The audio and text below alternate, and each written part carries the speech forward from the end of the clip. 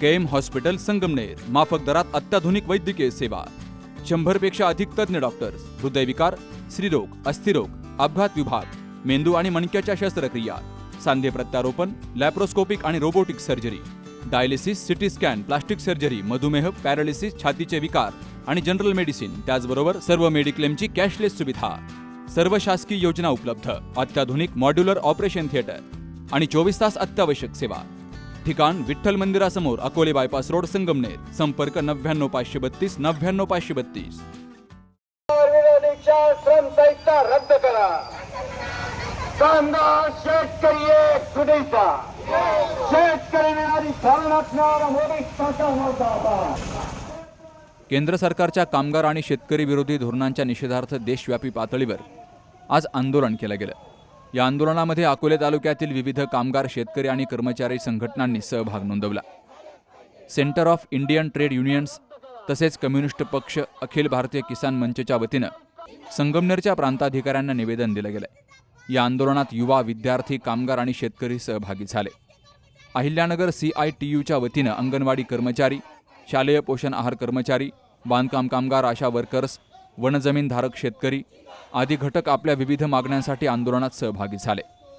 दरम्यान भारतीय कम्युनिस्ट पक्ष मार्क्सवादी, अखिल भारतीय किसान सभा अहिल्यानगर, बांधकाम कामगार संघटना, आशा कर्मचारी संघटना, अर्धवेळ परिचर संघटना, शालेय पोषण आहार कर्मचारी संघटना, अंगणवाडी कर्मचारी संघटना आणि जनवादी महिला संघटना यांच्या नेतृत्वाखाली या आंदोलनाचं नियोजन केलं होतं.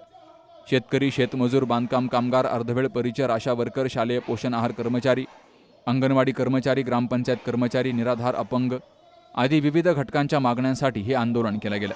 10 ते 12 ऑगस्ट या कालावधीत जाहीर मोर्चा आणि धरणे आंदोलन करण्यात येणार असून संगमनेर शहरातील श्रमिक कृषी सेवा केंद्र, अकोले रोड, बस स्थानक ते प्रांताधिकारी कार्यालय असा मोर्चा काढून प्रांताधिकाऱ्यांना निवेदन देऊन प्रांत कार्यालयासमोर 3 दिवस हे आंदोलन सुरू असणार आहे.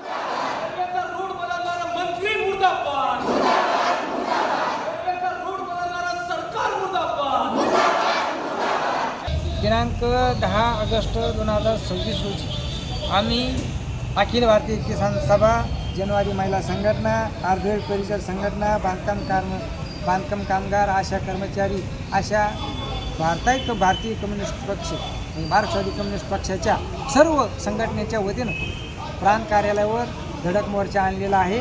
आणि या मोर्चामध्ये आमच्या प्रामुख्याने अशा मागण्या आहेत की जे वन हक्क कायदा 2005 साली लागू केला, त्या कायद्यानुसार आम्ही ह्या 4 तालुक्यामध्ये, पारनेर तालुका, संगमनेर तालुका, राहुरी तालुका, अकोले तालुका या 4ही तालुक्यामध्ये वन हक्क दावे दाखल केलेले आहेत. जवळजवळ 1200 वन हक्क दावे दाखल केलेले आहेत. परंतु या वन हक्क दाव्याची शासनाने कोणतीही दखल घेतली नाही. ते वन हक्क दावे मंजूर करावेत आणि आम्ही राजूर ते निजामेश्वर हा जो मोर्चा काढला होता त्यावेळेला अशी मागणी केलेली असताना आमची मागणी मंजूर झाली आणि त्यांनी सांगितलं की तुमचे सर्व वन हक्क दाव्यांची GPS नोंदणी करण्यात येईल, पंचनामे करण्यात येईल. परंतु अद्याप ती प्रोसिजर शासनाने सुरू केलेली नाही. म्हणून आम्ही या ठिकाणी बसलेलो. आमची मागणी आहे की जे वन हक्क दावे केलेले आहेत त्या सर्वांची आपण GPS नोंदणी करावी, त्यांचे पंचनामे करावेत आणि हे सर्व वन हक्क दावे मंजूर करावे, ही आमची प्रामुख्याने मागणी आहे. त्याचप्रमाणे ह्या 4ही तालुक्यामध्ये सर्व लोक हे जे वन दावे करणारे लोक आहेत हे फॉरेस्टामध्ये राहतात, गावरान जमिनीमध्ये राहतात. त्यांच्या नावावर घरं झालेली, नावावर घरे उतारे, परंतु त्यांची मागणी त्यांची जी जागा आहे तळ जमिनी ती त्यांच्या नावावर झालेली नाही. सर्व लोकांनी आम्ही त्यांचे तळ जमिनीचे प्रकरण शासनाने जाहीर केले. 2011 साली कायदा केलेला आहे. तर त्या कायद्यानुसार तळ जमिनी नावावर करायला अडचण नाही. मग ह्या सर्व लोकांच्या तळ जमिनी त्यांच्या नावेवर करण्यात याव्यात अशी आमची प्रामुख्याने मागणी आहे. त्याचबरोबर देवस्थान जमिनी असतील, गायरान जमिनी असतील, त्या गायरान जमिनीसुद्धा शासनाने आमच्या नावे ज्यांचे धारक आहेत, वन हक्क दावेधारक आहेत त्यांच्या नावे करण्यात यावं अशी आमची प्रामुख्याने मागणी आहे. तसेच शासनाने कर्जमाफी जाहीर केली. त्या कर्जमाफीमध्ये 2019 पूर्वीचे कर्जदार, थकबाकीदार घेतलेले नाहीत, त्यांनाही या कर्जमाफीचा लाभ मिळाला पाहिजे. आणि आता शासनाने कर्जमाफी जाहीर करून आता थोडक्यात फक्त जे अल्पभूधारक आहेत त्यांचे जे 2 लाखाच्या आतले त्यांना पैसे यायला सुरुवात झालेली, परंतु 2 लाखावरील जे थकबाकीदार आहेत त्यांना अजून काहीही लाभ मिळालेला नाही. त्यांचेही पैसे लवकरात लवकर यावे, त्यांचेही लवकरात लवकर कर्जमाफी व्हावी अशी मागणी आहे. आणि जे लोक कायमस्वरूपी कर्ज वाढतात, थकबाकीदार राहत नाहीत, त्यांची चूक आहे का? त्यांचंही कर्ज माफ झालं पाहिजे. थकबाकीदाराला जर तुम्ही 2 लाख देत असाल तर जे थकबाकीदार नाहीत, जे रेग्युलर कर्ज भरतात, व्याजाने पैसे काढून आणतात, पैसे भरतात, त्यांनाही 2 लाखापर्यंत ते प्रोत्साहनपर अनुदान मिळालं पाहिजे, ही आमची प्रामुख्याने मागणी आहे. त्याचबरोबर बांधकाम कामगार संघटनेच्या विविध मागण्या आहेत, त्याही त्यांच्या मागण्या मान्य झाल्या पाहिजेत. भूगर्भ 2च्या जमिनी 1मध्ये झाल्या पाहिजे, कारण भूगर्भ जमीन 2च्या जमिनी ज्यांच्या आहेत त्यांना कोणत्याही योजनेचा लाभ मिळाला जात नाही. कर शासन बँका, राष्ट्रीयकृत बँका, सहकारी बँका भूगर्भ 2ला कर्ज देत नाहीत. त्यांना त्या जमिनी भूगर्भच्या 1मध्ये कराव्यात आणि त्यांनाही लाभ मिळावा, कर्ज मिळावं आमची अशा प्रामुख्याने मागणी. तसेच ज्या 2012 साली, 18 साली आणि 15 साली लोकांना पट्टे वाटप झाले, त्या लोकांचे पट्टे वाटप झाले, त्यांची नावं इतर अधिकारामध्ये आहेत. इतर अधिकारामध्ये नावं असल्यामुळं त्यांनाही त्या जमिनीवर कर्ज काढता येत नाही आणि त्या कर्जदाराचा विम्याचा लाभ घेता येत नाही. म्हणून त्या सर्व पट्टेधारकांची इतर अधिकारामधील नावे काढून घ्यावी आणि त्यांच्या नावावर 8 आणि 7/12 व्हावा अशी आमची प्रामुख्याने मागणी आहे.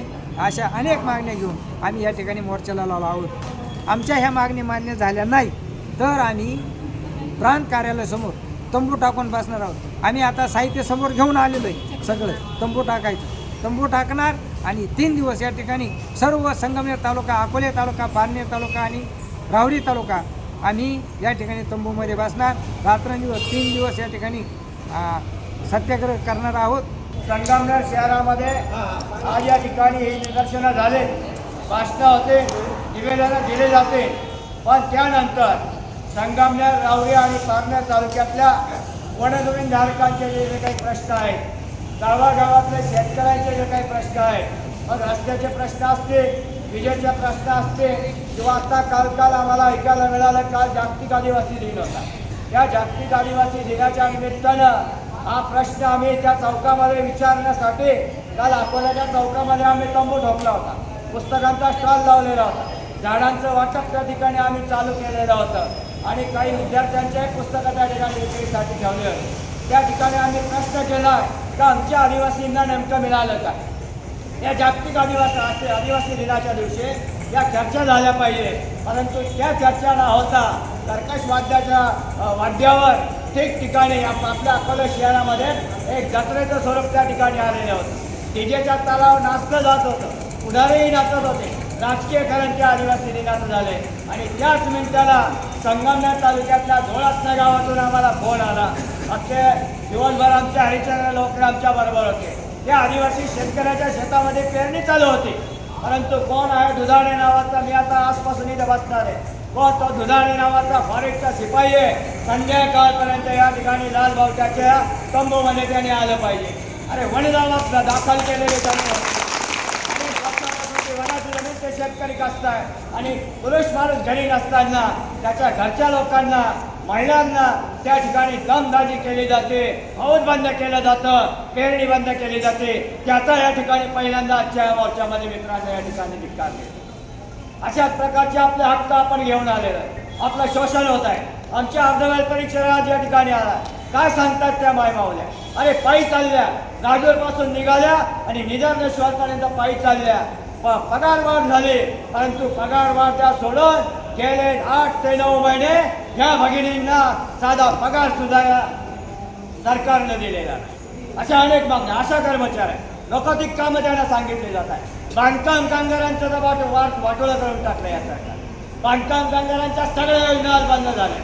परंतु खरे जे बांधकाम करणारे आज निश्चिंतपणे घरामध्ये झोपताय, शिष्यवृत्ती बंद झाली, घरकुलांना काही मिळायला तयार नाही, पेन्शन मिळायला तयार नाही, परंतु कोणत्याही प्रकारचा लाभ आणि पस्तावा या बांधकाम कामगारामध्ये नाही. बांधकाम कामगारांचे देखील प्रश्न आहे, अंगणवाडीच्या ताईच्या देखील प्रश्न आहे, वड्याची जमीन आमचा कसणारा शेतकरी, घराच्या तलजमिनी कसणारा शेतकरी, देवस्थानच्या इनामाच्या जमिनी कसणारा शेतकरी, या सगळ्या शेतकऱ्यांचे कामगारांचे प्रश्न घेऊन या सरकारने ज्या काही 4 श्रम संहिता आज तयार केलेले आहेत, कामगार विरोधी आहेत, तसे काळे कायदे शेतकऱ्यांच्या विरोधात केले होते, तशा 4 श्रम संहिता कामगारांच्या विरोधात केल्या पाहिजे, त्या रद्द झाल्या पाहिजे, शेतकरी विरोधी धोरणं रद्द झाली पाहिजे. या मागण्या या ठिकाणी मित्रांनो घेऊन आलेलो आहोत. आजपासून संगमनेरचा मुक्कामी सत्याग्रह नुसता 3 दिवसाचा नाही वेगळे भाऊ, मी वेडा माणूस आहे, चळवळ करायला 3 दिवसात काही भेटणार नाही. हे मुदत मुक्कामी सत्याग्रह संगमनेर, रावरी आणि पारनेरच्या शेतकऱ्यांनी या ठिकाणी केला पाहिजे.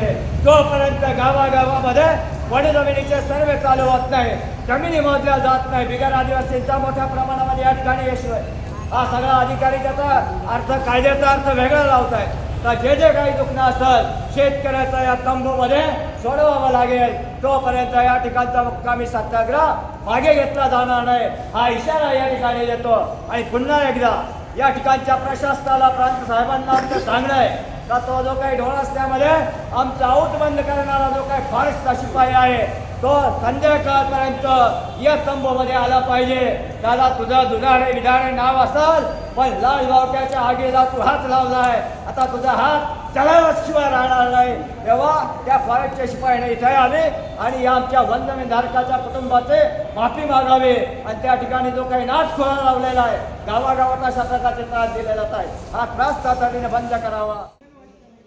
विविध मागण्यांसाठी होणाऱ्या या आंदोलनामध्ये मोठ्या संख्येनं कामगार, शेतकरी, महिला, युवक आणि विविध संघटनांच्या पदाधिकारी, कर्मचाऱ्यांनी सहभागी व्हावं, असं आवाहन आयोजकांच्या वतीनं केलं गेलंय. Subhash Bhalerao, C News Marathi, Sangamner. Saptashrungi hospital and paralysis centre. तज्ज्ञ डॉक्टर प्रभाकर खर्डे यांच्या मार्गदर्शनाखाली पॅरालिसिस, मणक्यांचे आजार, गुडघेदुखी, कंबरदुखी, मानदुखी, मायग्रेन, ॲलर्जी आणि सर्दीवर खात्रीशीर उपचार, तेही एकाच छताखाली आणि योग्य दरात. इथं उपलब्ध आहे acupuncture, physiotherapy, panchakarma, massage, steam bath, tub bath, digital X-ray आणि अत्याधुनिक पॅथॉलॉजी लॅब. त्यासोबतच निसर्गरम्य वातावरण, आरामदायी रूम्स, कॅन्टीन आणि प्रशिक्षित स्टाफ. आजच संपर्क साधा. ठिकाण मुक्ताई मंदिराजवळ, रायते वाघापूर, तालुका संगमनेर, जिल्हा अहिल्यानगर. संपर्क 9657 23 0023.